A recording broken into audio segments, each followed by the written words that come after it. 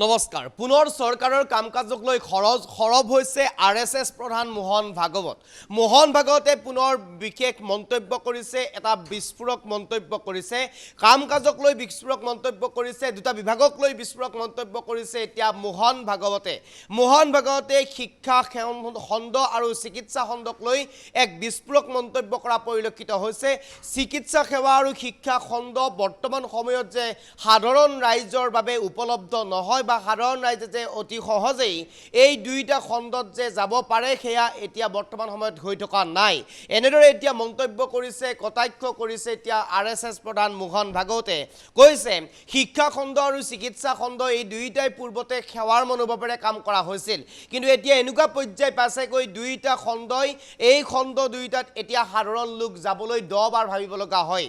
যি লোকৰ ধনৰ অভাৱ হয় বা যি লোকৰ ধনৰ নাটনি আছে সেই লোকে এই চিকিৎসা সেৱা আৰু শিক্ষা খণ্ডৰ ভাল শিক্ষা খণ্ড আৰু ভাল চিকিৎসা খণ্ডত যাবলৈ অপৰাগ এনেদৰে এতিয়া মন্তব্য কৰিছে মোহন ভাগৱতে শেহতীয়াকৈ ৰাজ্যত এক প্ৰকাৰ এতিয়া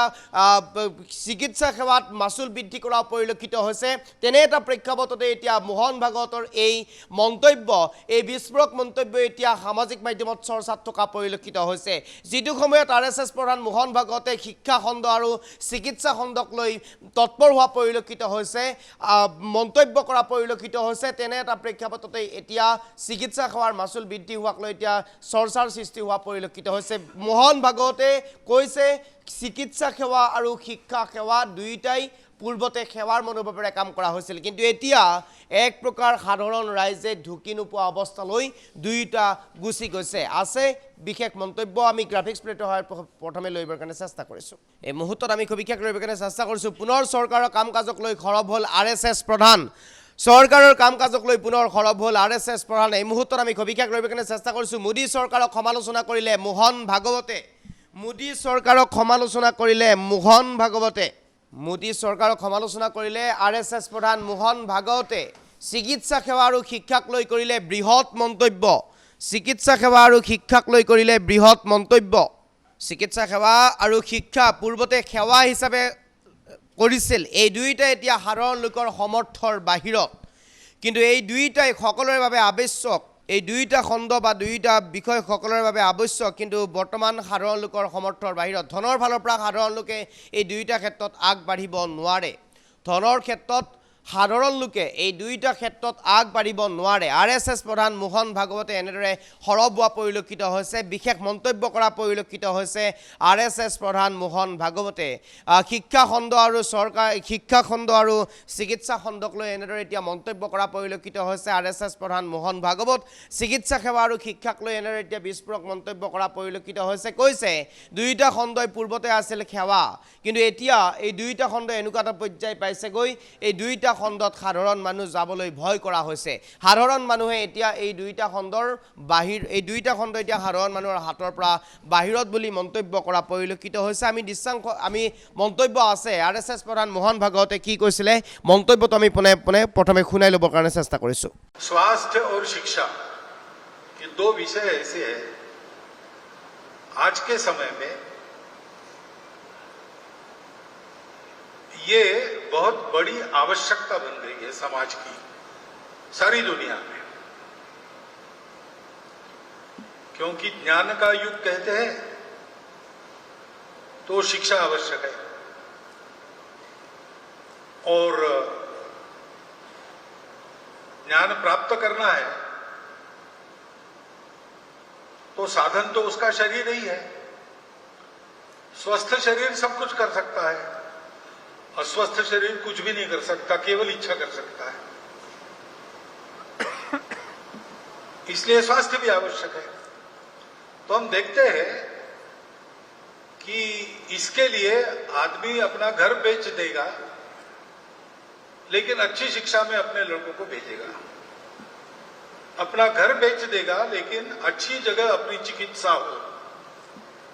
इसका प्रबंध करेगा और सबसे अधिक आवश्यकता सबको प्रतीत होती है स्वास्थ्य के लिए शिक्षा के लिए लेकिन दुर्भाग्य ऐसा है कि ये दोनों बातें आज सामान्य व्यक्ति के पहुंच से बाहर और उसके आर्थिक सामर्थ्य के पहुंच के बाहर, यानी सहज सुलभ नहीं रही और सस्ती भी नहीं रही।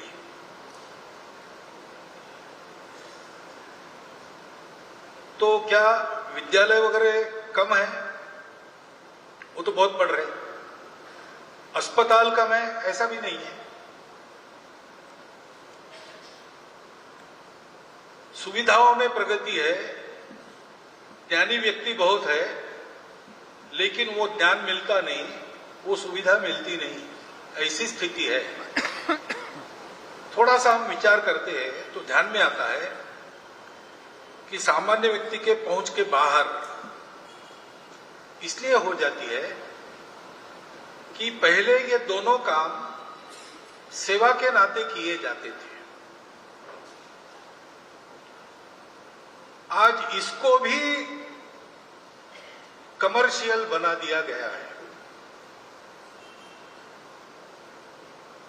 मनुष्य की सोच ने ऐसा बनाया है।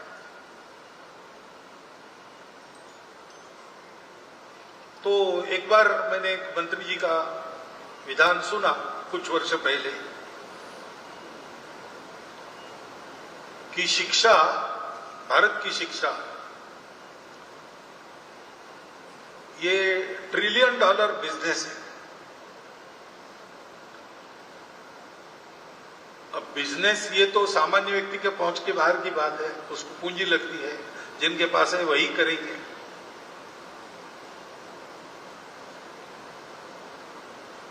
पहले ही शिक्षा देना अपना कर्तव्य मानते थे। जो छात्र आया वो ज्ञानवान होना ये शिक्षक की जिम्मेवारी मानी जाती थी।